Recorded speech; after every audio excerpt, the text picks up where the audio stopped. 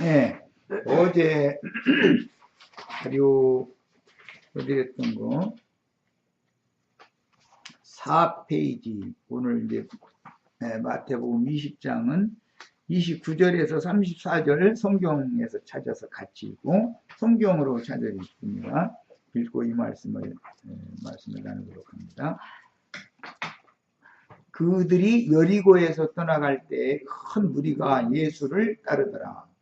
맹인 두 사람이 길가에 앉았다가 예수께서 지나가신다 함을 듣고 소리질러 이르되 주여 우리를 불쌍히 여기소서 다윗의 자손이여 하니 무리가 꾸짖어 잠잠하라 하되 더욱 소리질러 이르되 주여 우리를 불쌍히 여기소서 다윗의 자손이여 하느니라. 예수께서 머물러서서 그들을 불러 이르시되 너희에게 무엇을 하여 주기를 원하느냐? 이르되 주여 우리의 눈뜨기를 원하나이다. 예수께서 불쌍히 여기사 그들의 눈을 만지시니 곧 보게 되어 그들이 예수를 따르니라 했습니다. 어제 드렸던 자료는 안 가신 분들은 그냥 말씀에 집중하시면 됩니다. 오늘 말씀 보면은 이제 예수님과 제자들이 예루살렘으로 올라가는 길에 사마리아 쪽으로, 그러니까 요단강의 서편 쪽으로 지금 직선거리로 예루살렘을 가는 게 아니라 갈릴리 바다의 동편으로 건너가 가지고 동편 그 군사도로 길로 해서 예루살렘으로 지금 가는 길인데 그 중간에 여리고성이 있기 때문에 여리고성에서 누구를 만났느냐면 여기에는 그렇게 나와 있지 않은데 디메오의 아들 바디메오, 그 소경 아버지와 소경 아들이 두 소경이 예수님이 지나가신다는 그 말을 기별을 듣고 예수님을 자꾸 외쳐 불러가지고 예수님께 그 눈을 뜨는 고침을 받는 내용이 오늘 우리가 읽은 말씀이에요. 늘 말씀드리지만 성경이라는 것은 위에서 저 아래로 이렇게 쭉 흘러가는 흐름이 있는 것인데 갑자기 지금 소경이 눈 뜨는 이야기로 이제 말씀이 이어졌어요. 이것은 하나님의 보내신 자인 메시아의 왕국에 대해서, 메시아에 대해서 볼 수 있는 마음 눈이 열리지 않은 사람을 여기서 이제 비유적으로 하는 말이에요. 지금 주님은 계속해서 주님의 하나님의 영광에 올라가는 길을 지금 제시하고자 하는 것인데 그 길 노중에 두 그 거지면서 소경인 디메오의 아들 바디메오라고 하는 그 부자를 만나게 됐어요. 그들이 이제 눈을 고쳐주신 말씀이에요. 이 사람들이 예수를 이제 결국은 따르게 되는 이야기고, 앞에 19장에서 부자 청년 이야기로부터 이게 시작이 됐기 때문에, 부자 청년은 자기가 재산이 많았기 때문에 주님께서 모든 것을 버리고 나를 따라와야 된다 이렇게 말하니까 근심하면서 떠나갔다고 되어 있어요. 그런데 주님의 그 하나님의 영광에 올라가는 예수님을 따라가야만 영생을 얻고 또는 영광의 보좌의 좌우편에 앉아서 오는 세상을 다스리고 할 수가 있는 건데, 문제는 지금 오늘 여기서 나온 이 소경은 고침을 받아가지고 예수님을 따라간 이야기를 하고 있어요. 그러니까 이 문맥의 흐름에 대해서 이해를 하시는 게 필요해요. 부자는 예수님께로 왔지만 예수님을 따르지 못하고 제 길로 갔고, 이 거지면서 소경인 이 사람은 치료를 받아가지고 그들의 눈을 만지시니 곧 보게 되어 그들이 예수를 따르니라, 여기는 따르니라 라고 되어 있고, 부자 청년은 근심하면서 떠나가니라 라고 되어 있고, 이 두 구절을 대비를 잘 하셔야 되겠어요. 그러니까 부자 청년에게 이미 말씀을 하실 때 부자가 천국에 들어가기가 얼마나 어렵든지 낙타가 바늘길을 들어가는 것보다 더 어렵다 이미 그렇게 말씀을 해놨었기 때문에 이제 여기 거지이면서 소경된 이 사람은 오히려 천국에 들어가게 하는 것은 하나님은 다 하실 수 있다. 사람으로서는 할 수 없는 일이지만 그랬는데 하나님의 이제 그 주님의 말씀의 흐름을 이제 보자면 이 부자인데 그 소경이면서 거지인 이 가난한 거지는 천국에 들어갈 수가 있고 부자는 천국에 들어갈 수가 없다. 이제 결론은 그런 얘기예요. 그런데 이제 여기에서 말하고자 하는 의도를 우리가 다 찾을 필요가 있어요.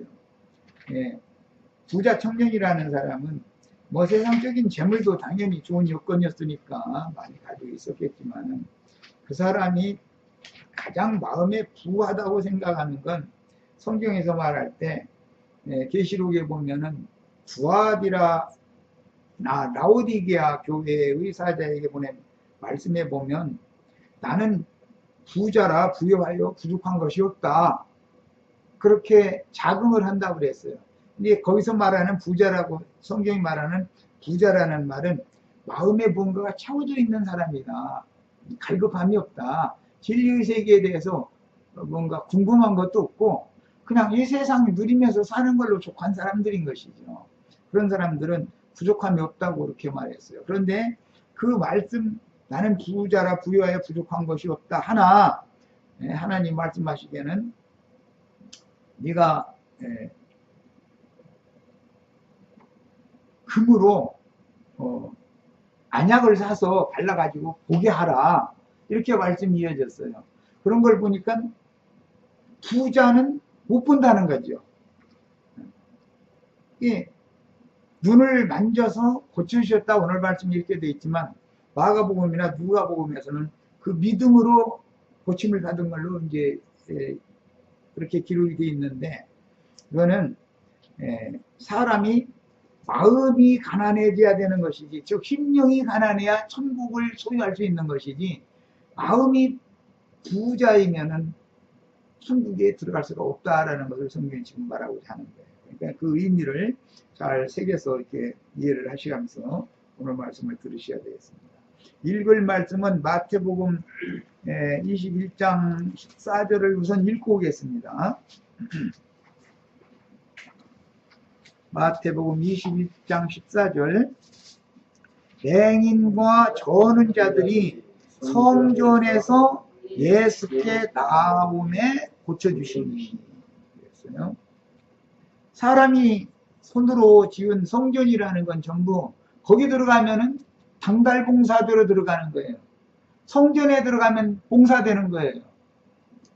성전에 있는 자들은 예수님께로 나오야 고침을 받는 거예요. 이게 성경이 말하는 의도를 잘 이해하시라고 이 소경 고치는 얘기였기 때문에 이해하시라고 이 말씀을 드리는 거예요. 예배당에 가면 소경 들어가는 거예요. 거기 가면 눈 뜨려고 용을 써도 눈 뜰 수가 없어요. 거기서는 예수님께로 나와야 돼. 성전 안에 주저앉아 있으면 안 되는 거예요. 예수님께로 나와야 소경이 치료를 받는 거예요. 이게 성경이 지금 말하고자 하는 의도, 성경의 흐름이다. 이게. 계시록 아까 인용했던 구절, 계시록 3장 그 부분을 읽겠습니다.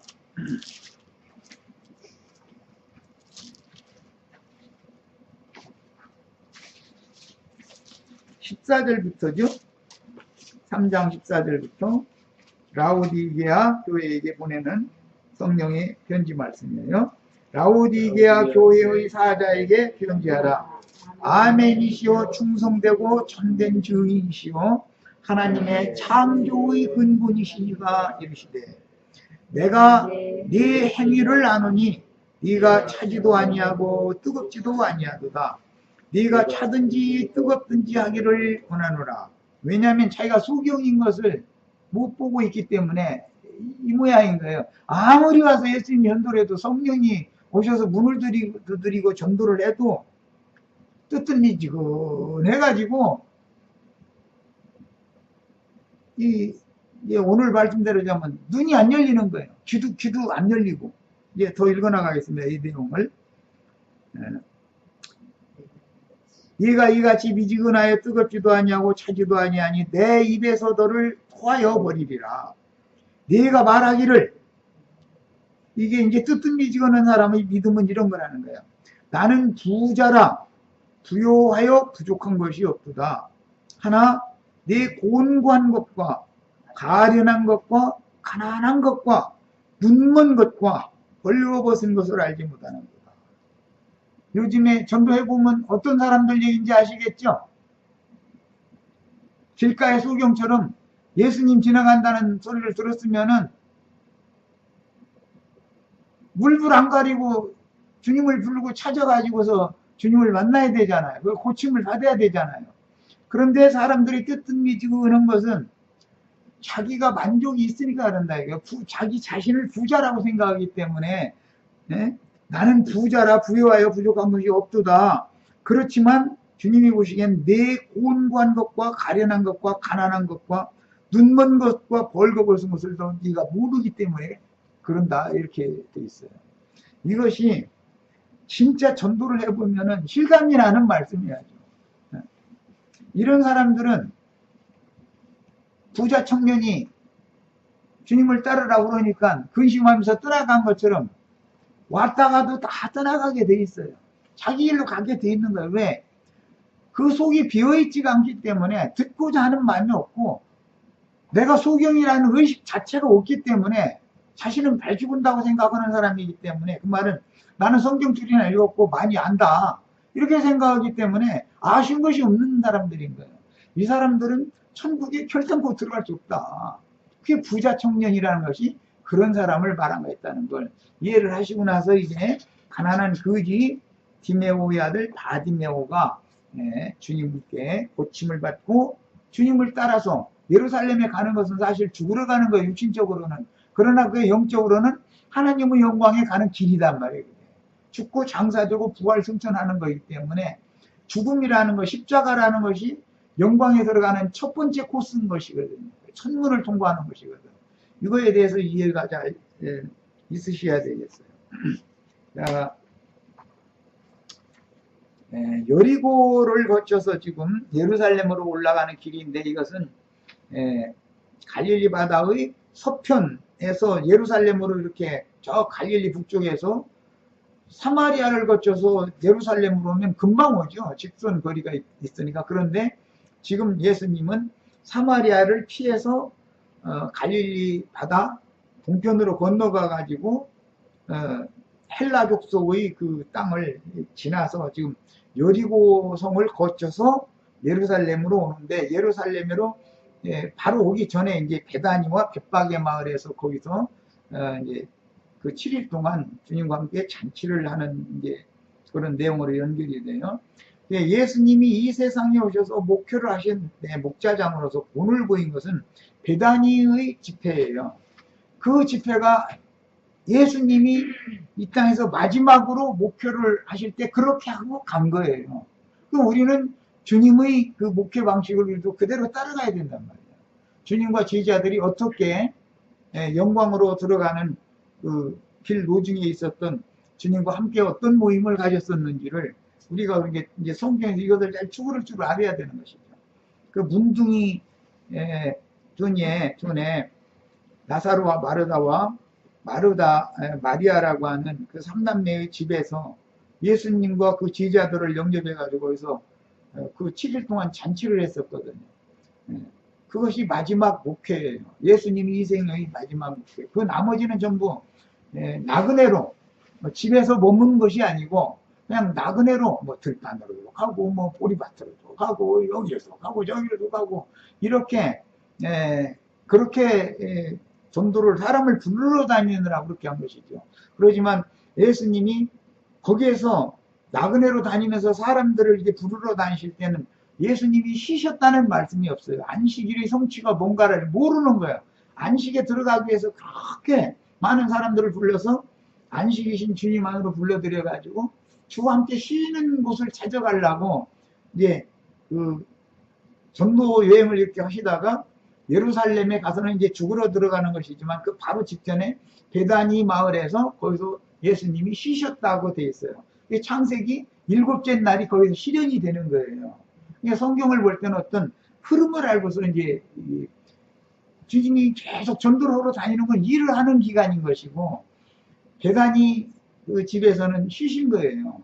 7일 동안을 계속 쉬셨어요. 저녁에는. 낮에는 들어가서 예루살렘에 가서 예루살렘 기득권자들과 진리 전쟁을 하고 지친 몸을 이끌고 베다니 마을로 저물면 거기에 가서 거기서 쉬셨다 이렇게 되어 있어요.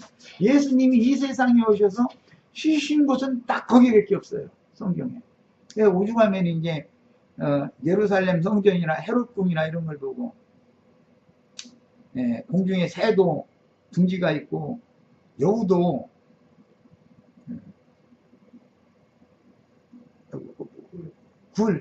굴이 있는데 인자는 머리를 둘 곳이 없다 이렇게 말씀하셨죠. 그런데 예수님이 이 생에 오셔서 최후로 7일이 아닌 실제는 6일이죠. 그 동안 마지막 한 주간 동안 머리를 기대고 쉬신 곳은 베다니 집이다. 그런 것을 잘 아셔야 돼요. 그게 최후의 목표다. 예수님이 우리 형제 자매님들 안에 오셔서 형제 자매님들과 함께 주님이 편안히 쉬셔야 우리도 안식이 있는 거예요.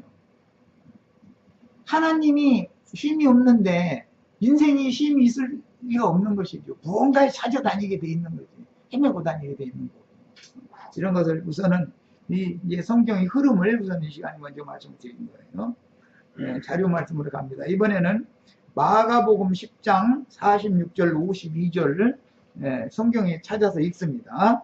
박자매님, 마가복음 10장, 마가복음 10장 고단해서 그래도 그게 쉼이 없는 거잖아. 그게 인생살이가 그렇게 쉼이 없어. 그냥 여기저기 그냥 헤매고 다니느라고. 마가복음 10장 46절 52절 그들이 여리고에 이르렀더니 예수께서 제자들과 허다한 무리와 함께 여리고에서 나가실 때 디메오의 아들인 애닌 그지 바디메오가 길가에 앉았다가 나사렛 예수시라는 말을 듣고 소리질러 이르되 다윗의 자손 예수여 나를 불쌍히 여기소서 하거늘.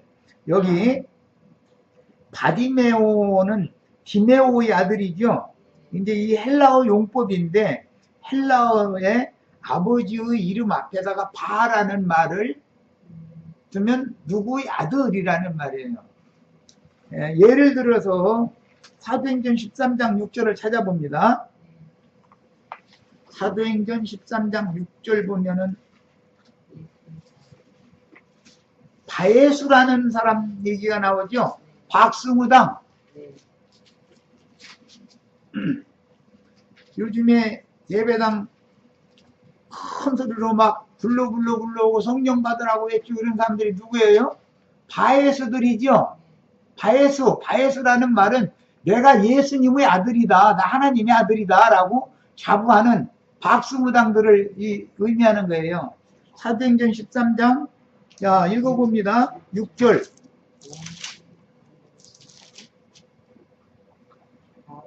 자, 온 섬 가운데로 지나서 바보에 이르러 바예수라 하는 유대인 거짓 선지자인 마술사를 만나니, 이 바예수라는 사람이 이 이름은 무슨 뜻이냐면 나는 예수님의 아들이다. 목사님들이 다 자기가 하나님 아들이라고 그러죠. 다 예수님 아들이라고 하잖아요. 다. 그게 바예수들인 거예요. 그런데 바예수는 유대인이면서 거짓 선지자이면서 복술자다. 이거 마술자다 이거야. 마술사. 이런 사람들은 성령운동 한다 해가지고 불러 해가면서 그냥 뭐 사람 이렇게 억지로 그냥 이마 쳐가지고서 쓰러뜨리고 그냥 이상한 짓거리 했다는 거예요. 이게 전부 다 그런 사람들 보고 뭐라고 한다. 성경에서는 바예수라고 한다. 바예수. 예수라는 이름 앞에다가 바를 두면 예수의 아들이라는 뜻이에요.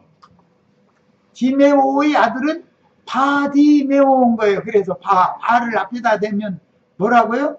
누구의 아들이라는 뜻이단 말이에요. 이게 헬라어의 그 용법이에요. 지금 하는 말 잘 들으셨어요? 예배당에 불러오고 귀신 쫓아내준다고 귀신 불러들이고 하는 사람들이 그게 다 마술자들이잖아요. 투닥거리는 사람들이지 않냔 말이다, 그게. 그런 사람들, 그런 목사들을 보고 성경에서는 바예수라고 그런다요, 바예수. 그런데 다 그게 사실은 알고 보면 투닥거리는 사람들이다. 우리나라 말로 하면은, 여기서 마술자라고 그랬지만, 우리나라 말로 하면은 투닥거리는 사람이다, 이거예요, 투닥거리는 사람. 이게 성경에는 그런 것도 이미 다 있어. 없는 게 없이. 자, 이제, 오늘 말씀 나누고자 하는 소경 치료받는 말씀을 다시 갑니다. 자, 여리고에서 나가실 때 디메오의 아들인 맹인, 거지, 바디메오. 이게 디메오의 아들이라는 뜻이에요. 바디메오는. 예, 바예수 하면 누구 아들이라고요? 예수님의 아들. 예, 다 유명한 목사님들 자기가 예수님 아들이라고 그러죠. 자기가 마귀 아들이라고 해가면서 그 짓은 안 할 거 아니에요. 다 내가 예수님 아들이다 그러지. 그런 사람들 보고 성경에서는 바예수라고 그래요. 바예수. 푸닥거리는 사람 만나면 그 목사님 얘기하면은 그거 저기 마술사 그 바예수구만 이렇게 하면 틀림없어요. 그거는요. 그게 성경은 그렇게 말하는 거예요. 그런데 이 디메오는 맹인이었고 아버지가 거지니까 아버지가 맹인인데 아들까지도 맹인이면서 거지였단 말이에요. 이게 이제 비유예요. 길가에 앉았다가 나사렛 예수시란 말을 듣고 소리질러 이르되 다윗의 자손 예수여. 여기 이제 자손이라는 말은 디메오의 자손 바디메오이기 때문에 이게 이제 아버지와 아들을 지금 여기에 염두에 두고 하는 말이에요. 누구의 아들이냐 이거예요. 네. 그런데 이 디메오라는 사람 자신이 그 이름 자체가 맹인이라는 의미가 있고 가난한 자라는 의미가 있어요. 또 이 이름 뜻도 참 너무 묘해 아주. 여기 해석이 그대로 나와 있어. 맹인, 거지 그런 뜻이에요. 디메오라는 뜻은. 그러니까 맹인이면서 거지 아버지를 뒀는데 그 아들을 낳은 것도 맹인이면서 거지 아들을 낳은 거예요. 지금 그냥 둘이 길거리에 앉아서 거지 노릇하고 있는 거예요. 상황이. 그러면 이 사람들이 그러면 육신적으로는 당연히 그런 상황에서 그렇게 살던 사람이지만 이 사람들이 성경에서는 영적으로 말하고자 하는 의미가 있는 사람들이다 이거예요. 유대교 종교 지도자와 유대교 종교 지도자에 의해서 가르침 받는 사람을 여기서는 말할 때 이 사람도 또 아들이 바디메오가 가서 누군가를 또 가서 이제 전도를 해서 사람을 낳는다 이제 가르친다 만약에 그러면은 또 거지 소경을 또 낳는 거예요. 거지는 거지 낳게 돼 있고 소경 낳게 돼 있어. 아버지와 아들이니까 생명의 흐름을 지금 의도적으로 말하고자 한다 그런 말이에요. 그래서 이 고침받는 얘기를 할 때 아까 내가 21장 바로 넘어가가지고 성전에서 예수께로 나오니까 고쳐졌다. 그러면 성전에서 가르치는 사람들은 디메오들이죠. 바예수들이잖아요. 오늘날 하자면. 거기서 가르침 받아가지고 또 나가서 또 대를 이어서 그 사역을 할 사람들은 바디메오들이죠. 바예수들이죠. 이해하셨죠? 네. 왜 지금 이 말을 하느냐? 천국에 들어가는 것은 하나님의 성령으로 사람의 심령이 나는 문제인 것이지 사람이 무슨 선을 행해서 들어가는 게 아니란 말이야. 말하고자 하는 의도를 잘 이해하셔야 돼요. 낳는 문제다. 하나님께로부터 나면 하나님의 아들이죠. 하나님은 빛이시죠. 빛의 아들로 나면 밝게 보지요. 자신이 밝으니까 빛의 아들이니까. 근데 소경 아들로 나면 소경 예비가 나면 소경을 나니까 못 보는 거예요. 그런데 못 보고 천국에 들어갈 수 없는 사람들이 자칭 뭐라고요? 나는 부유하여 부족한 것이 없는 사람이다. 그런 사람이에요. 그래서 그 사람 보고 계시록에서 말씀하시기는 안약을 사서 바르라고 그러잖아요. 안약 사서 바르라. 이게 지금 예수님이 지금 안약 발라주는 얘기잖아요. 눈 만져줬더니 고침 받았다. 그랬네. 예, 그 안약이라는 건 성령을 말한다. 이거예요. 진리의 성령이 오셔서 사람의 심령을 만지면 눈이 탁 열리는 거예요. 그거 마음 눈이 열렸다 이렇게 표현하는 거예요. 이게 그런 내용이에요. 그러면 뭐 이 시간 나눠야 되는 말씀은 이제 큰 주제는 다 했어요. 자, 이제 48절. 많은 사람이 꾸짖어 잠잠하라 하되 그가 더욱 크게 소리질러 이르되 다윗의 자손이여. 여기 자꾸 다윗의 자손 얘기하는 것은 왕자라는 것을 말하고자 해서 그러는 거예요. 다윗 왕국을 사람들은 기다리는 사람들이기 때문에 예수님을 다윗의 자손이여라고 부르면 메시아를 찾는 말인 거예요. 그게 두 번 다 다윗의 자손 얘기가 나오죠. 47절에도 다윗의 자손 예수여 이랬죠. 48절에도 또 더욱 크게 소리질러서 다윗의 자손 예수 이걸 불렀다는 거예요. 그러니까 이 사람은 나는 소경 거지 아들로 태어났지만 하나님의 왕의 아들로 나는 다시 태어나고 싶습니다 라는 뜻과 같은 뜻이에요. 영적 의미를 해석을 하자면. 그럼 심령이 하나님의 성령에 의해서 거듭나야 된단 말이에요. 나야 되는 거예요. 이 문제는. 지금 그걸 강조하고자 하는 거예요. 49절 예수께서 머물러 서서 그를 두르라 하시니 이 사람의 믿음을 예수님이 다 본 거예요. 아, 이 사람은 구원 얻을 만한 믿음이 있구나. 그들이 맹인을 부르며 이르되 안심하고 일어나라. 그가 너를 부르신다 하매 맹인이 겉옷을 버리고 뛰어 일어났다. 예. 겉옷이라는 것은 지금까지 겉옷이라는 건 이제 삶을 말하는 행위를 말하는 것이기 때문에 지금까지 유대교 교리나 유대교 체제에 의해서 허락하는 대로 하던 습관이 있다 이거예요. 그것은 헌 누더기 옷을 입은 걸로 본단 말이에요. 성경에서는. 이것은 뭐냐? 이 겉옷은 유대인들은 자칭 의롭다 하는 자들이기 때문에 자신이 의의 옷을 입었다고 자부하고 있지만 사실은 지금까지 다 그게 누더기 옷을 입고 있었던 거예요. 그걸 딱 깨닫는 거예요. 그거 벗어 집어 던져버려야 그리스도로 새 옷을 입혀줄 수가 있는 거예요. 거듭난 사람에게는 그리스도로 새 옷을 입혀주시는 거예요. 지금 그 얘기예요. 이게 구원이에요.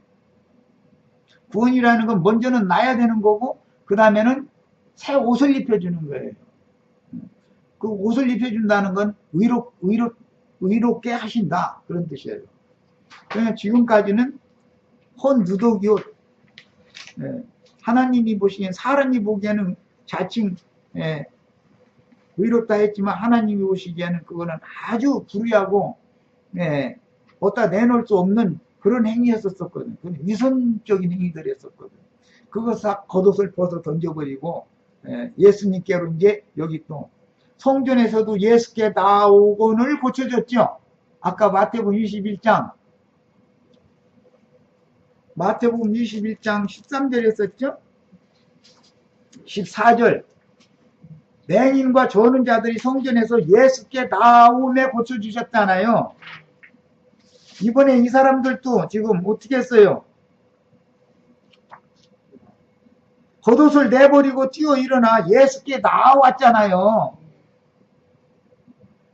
예수님께로 나오는 것이 제일 중요한 문제잖아요. 지금 보면 강조점이 그거죠. 예.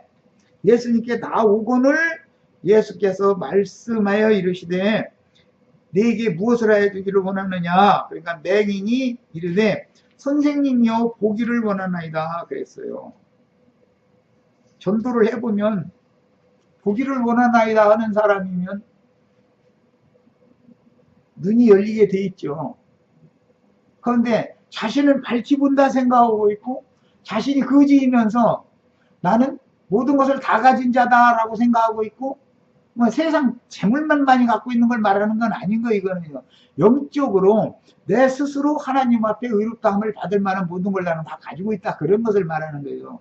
그런 사람은 절대 치유가 안 되는 거다. 고침을 못 받는 거예요. 세상 없어도.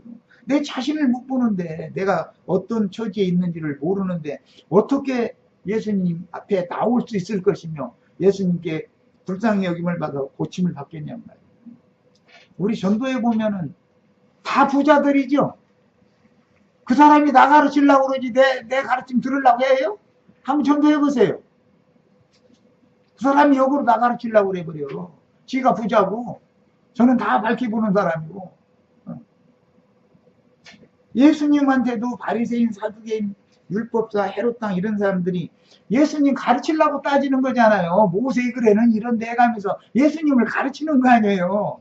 그러니까 예수님이 야 내가 모세한테 그 말을 한 거야. 그러니까 이제 어이가 없는 거지 이 사람들은. 그러니까 돌 묻혀 죽이려고 그러는 거 아니에요. 나이가 50도 안 돼가지고 무슨 네가 아브라함을 아느냐 막 이러고 그런다는 거예요. 시내산에서 아니 아브라함이 나기 전부터 있던 그분이 시내산에서 모세를 만나가지고 말씀을 주신 분이 예수님이잖아요. 그러니까 야 내가 모세한테 그 말 한 거야. 나는 이렇게 쉽게 말하지만 그러면은 이 솔직히 어디가 막 이렇게 나와버린다 이거예요. 그래서 이런 부자 청년으로 상징되어진 그런 사람들은 천국에는 결단코 들어갈 수 없다는 거예요. 어떤 경우가 있어도.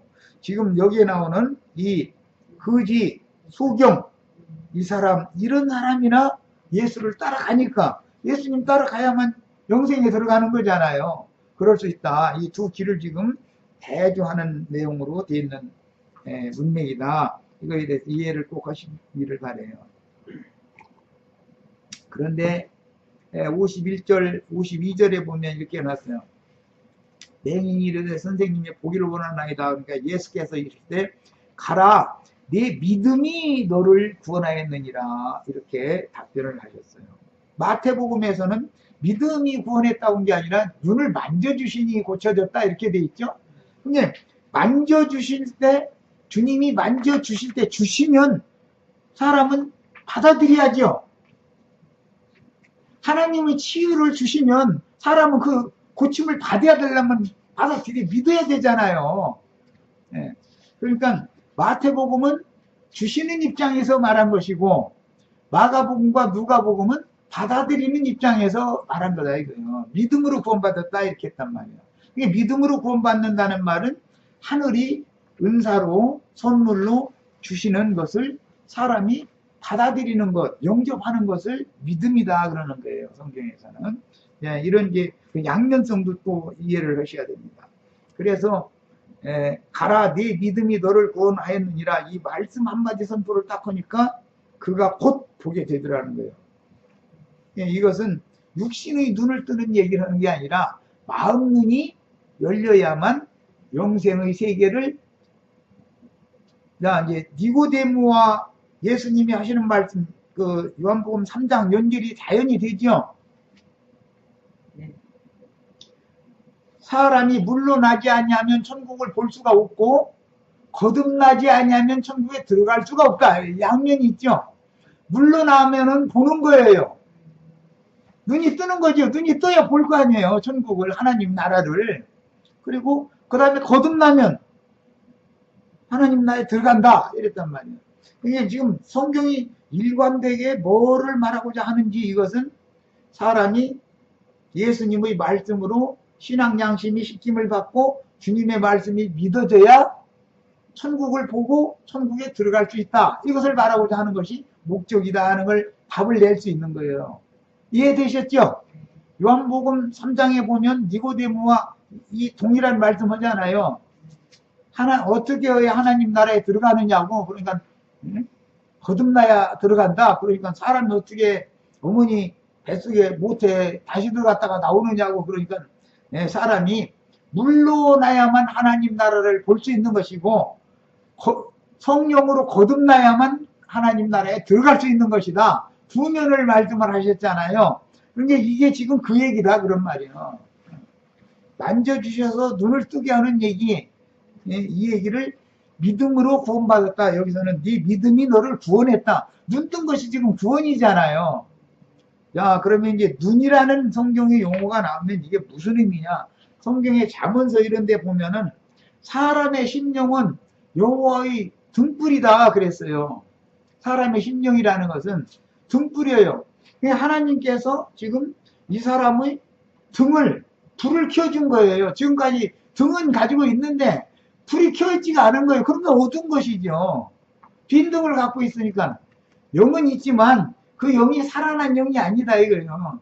그런데 이제 이것을 다른 말로는 등은 가지고 있는데 등에 불이 켜있지가 않다 이래요. 그러니까 여전히 안 보이는 거예요. 소경인 거예요.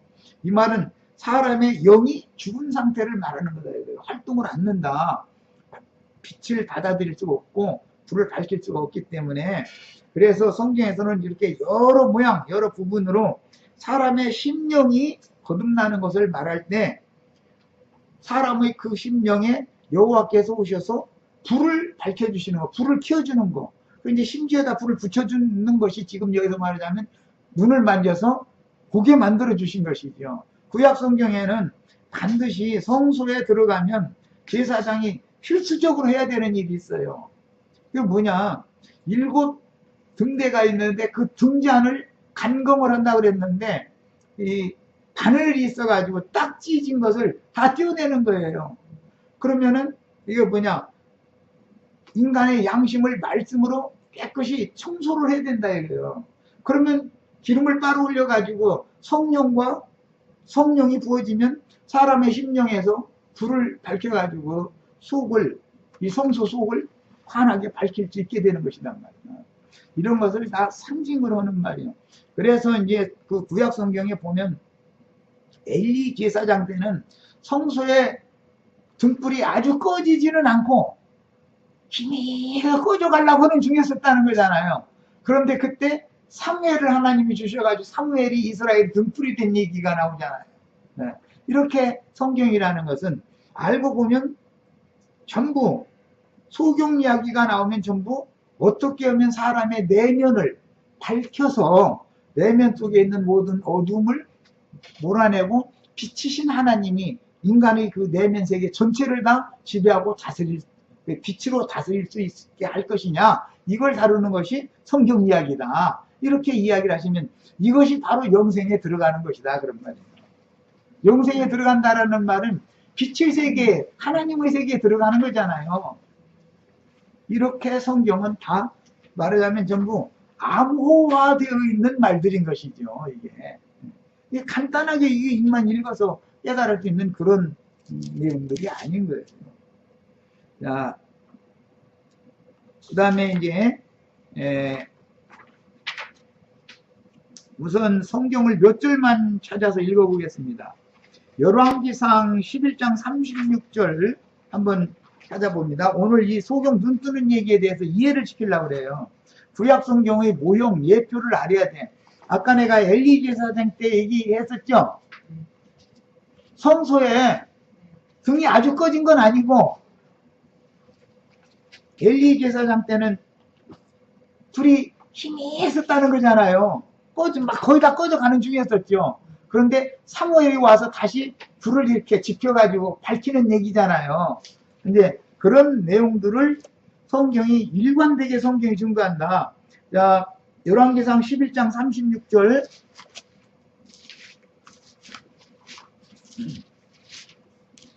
모든 구약 성경의 예표가 어떻게 이루어지는지를 이제 이해를 시켜드리려고 그래요. 이거 좀 찾아 읽는 거예요. 36절. 그 아들에게는 내가 한 지파를 주어서 내가 거기에 내 이름을 두고자 하여 택한 성읍 예루살렘에서 내 종 다윗이 항상 내 앞에 등불을 가지고 있게 하리라 그랬어요. 다윗은 하나님의 성전, 내 앞에라는 건 하나님의 성전에서 그 말이에요. 하나님의 성전에서 다윗이 등불을 항상 들고 있게 만든다는 거예요. 그럼 다윗이 등불을 들고 있게 만든다라는 말은 다윗의 영은 죽지 않게 만든다. 늘 영이 밝은 상태로 있게 만들어준다. 그럼 다윗은 죽어도 그 후손에게 그 등불을 또 다시 또 물려주겠다, 하겠다, 또 이렇게 이제 말씀을 이어나가는데, 그것까지 읽어보겠습니다. 15장 4절 봅니다. 열왕기상. 예수님의 등불을 우리가 받아가지고 우리도 또 우리 후손에게 등불을 전달해 줘야 되는 거예요. 그것이 낳는 거예요. 영을 낳는 거예요. 영은 영을 낳는 거예요. 어둠은 어둠을 낳는 것이고, 거지는 거지 낳고 맹인은 맹인 낳아요. 진짜 참 부자는 부자를 낳는 것이고, 밝은 사람은 밝은 사람을 낳는 것이고, 이해되시죠?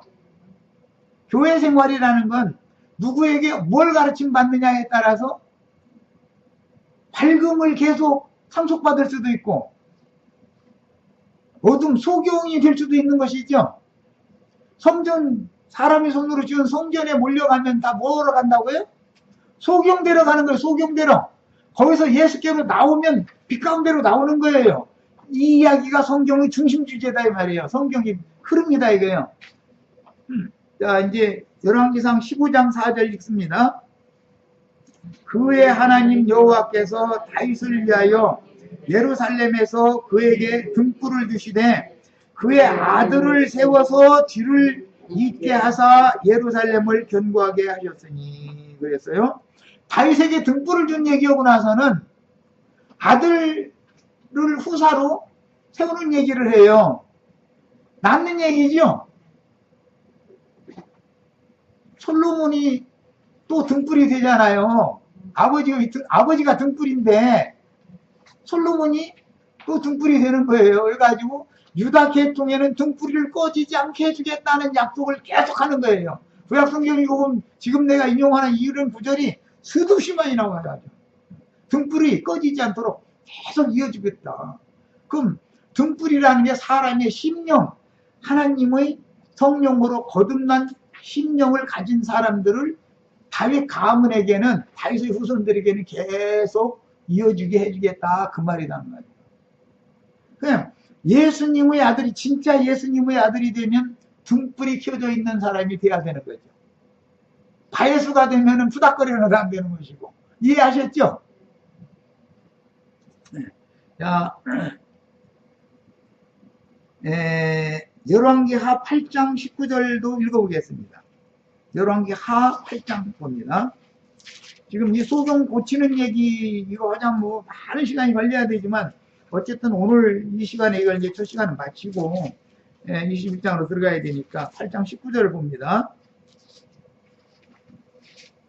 여호와께서 그의 중 다윗을 위하여 유다 멸하기를 즐겨하지 아니하셨으니 이는 그와 그 자손에게 항상 등불을 주겠다고 말씀하셨습니다. 다윗과 다윗의 자손 대대로 등불을 항상 준다는 거예요. 그러면 다윗 집에 들어가면은 소경은 안 낳는 것이죠. 다윗의 후손은 소경은 없다는 거 아니에요.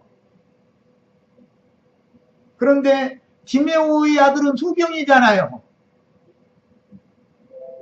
부자 아들은 육신적인 세상적인 부자였을지는 모르지만 소경군가요. 사실은 영적으로는 그게 그지고. 이해하셨어요? 성경이라는 건 이렇게 흘러가는 것이다. 예. 그러니까 오늘 우리들이 이런 말씀을 나눌 때도 어떤 신약 성경에 어떤 구절이 상 나오면 이게 그냥 읽어봐가지고 이게 뭘 말하고자 하는지 문맥의 흐름이 이해가 할 수가 없어요. 문맥이라는 건 항상 흘러가는 것이기 때문에 말하고자 하는 어떤 의도가 있다. 그래서 하나님의 영광에 들어가시는 길을 앞서서 가시는 예수님이 행하시는 행로에 여리고에서 떠나서 예루살렘 길을 가다가 거지 2명을 만난 얘기를 하는 거예요. 그런데 그들은 다 대대로 소경이다 이거예요. 부자지간에 다. 이해하셨죠? 이제 우리는 다 부자지간에 다 밝은 눈을 가진 그런 교회 생활을 해야 되겠죠? 우리가 누구를 전도하면 밝은 아들 주신다는 약속이 다윗의 자손은 대대로 항상 등불을 준다 하셨으니까 그 약속이 우리 축복된 약속이 돼야 되잖아요. 소경 나가지고 거지 나가지고 뭐 할 거예요? 자, 성경을 이해하는 것은 성경이 말하고자 하는 어떤 의도를 찾아내야 된다는 거예요. 그냥 글자만 읽어가지고는 성경이 무엇가 쓰여있는지를 몰라. 사람들은 지금 이게 무슨 말인지를 모른다니까. 목사님들한테 가서 이 얘기 한번 물어보세요. 이게 뭔 소리냐고. 그러면 그 여리고에서 거짓으로 듣던 사람들 저 예수님 이게 눈 이렇게 만졌더니 눈 떴다는 얘기 아니야? 이럴 거 아니냔 말이요. 자칭 나는 의롭다 하고 나는 부자라 하고 난 모르는 것이 없다. 난 성경에 대해서는 혼이 다 안다. 나도 성경줄이나 읽었다. 이런 사람들 그건 부자 청년이에요. 그 사람들은 주님의 길을 절대 따라갈 수가 없어요. 영광에 들어가지 못하는 거예요. 다윗에게 약속한 그 약속이 오늘 우리에게 이루어져야 돼요. 왜 이 소경이 다윗의 자손 예수여라고 불렀는지 이제 이해되시죠? 왜 그랬어요? 밝은 빛을, 등불을 끊임없이 항상 다윗의 후손에게 주겠다라는 약속을 히브리인들은 그 약속을 받아야만 그 말씀이 자기에게 이루어져야만 자기가 구원을 받는 거라고 알고 있었다 이거예요. 그래서 이 그인데도 예수님이 지나간다 그러니까 다윗의 자손 예수여 하지 말라고 그러니까는 또 막 더 큰 소리로 다윗의 자손 예수여 불렀다는 거예요. 다윗의 자손 예수여라고 부르는 이유를 아시겠죠? 이렇게 해서 다 우리도 눈을 떠야 돼요. 눈 감고 있는 사람들 만나시면 답답하지 않냐고 이렇게 한번 얘기해 보세요. 성경 읽을 때 꺼먹고 글씨고 한번 종이고 그러면은 세상 소설책 읽는 게 낫지. 이건 재미도 없고 딱딱하고 재미도 없는데 그거 뭐 답답하지 않더냐고 한번 물어보세요. 목사님 뭐 물어보세요. 그 사람 답답하다고 그러는지.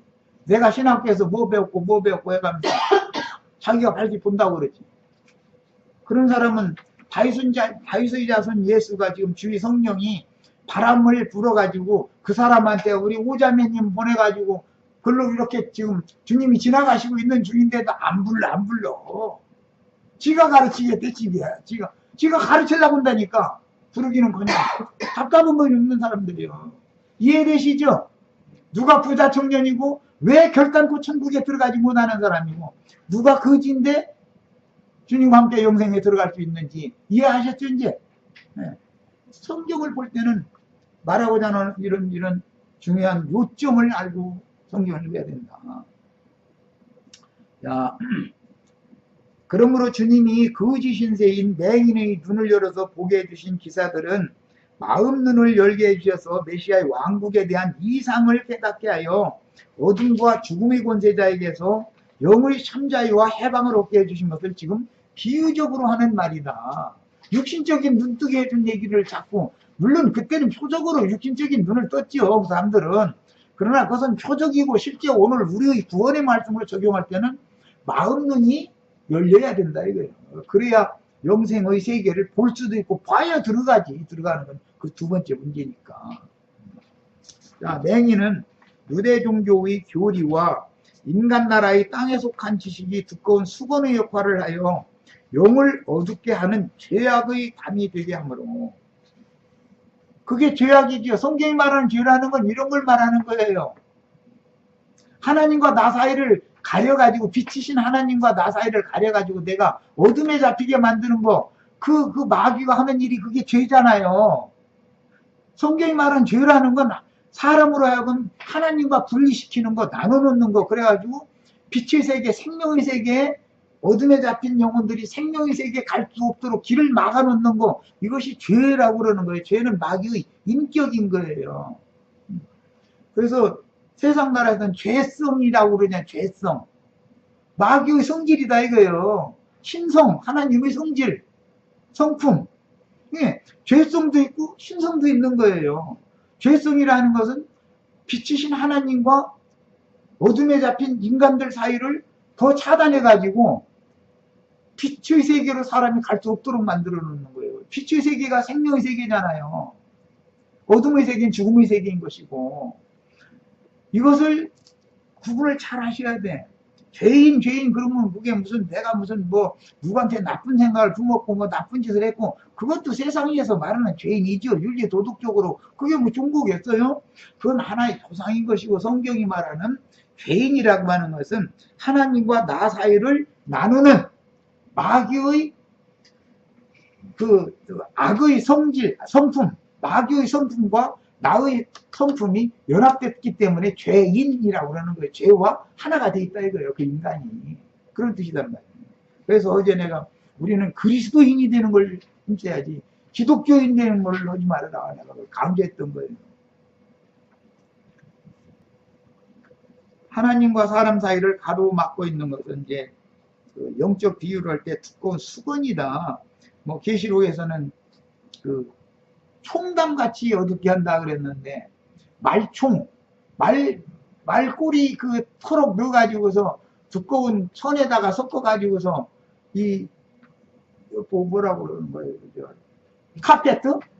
카페트 짜놓으면 하늘 쳐다보면 빛이 들어와요, 안 들어와요?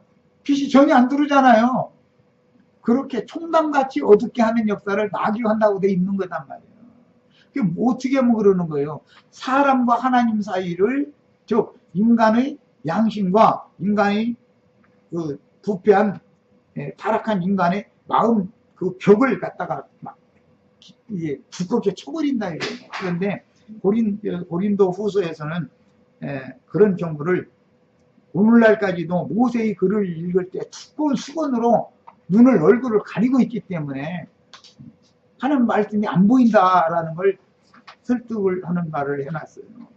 예, 인간이라는 것은 다 그냥 두꺼운 수건 쓰고서 자기가 성경 읽는다 했는데, 사실은 성경 속에 있는 껍데기만 보지 성경이라는 건 안팎으로 기록되어 있는 것인데 안은 안 보이는 거예요. 껍데기를 통해서 안을 보라고 이게 성경을 기록해 놓은 건데, 그게 다 소경들이라는 거예요. 눈 뻔히 뜨고 못 보는 소경들인 거죠. 자, 그래서 마음의 눈인 영의 메시아의 진리세계를 깨달음의 빛이 임하는 것은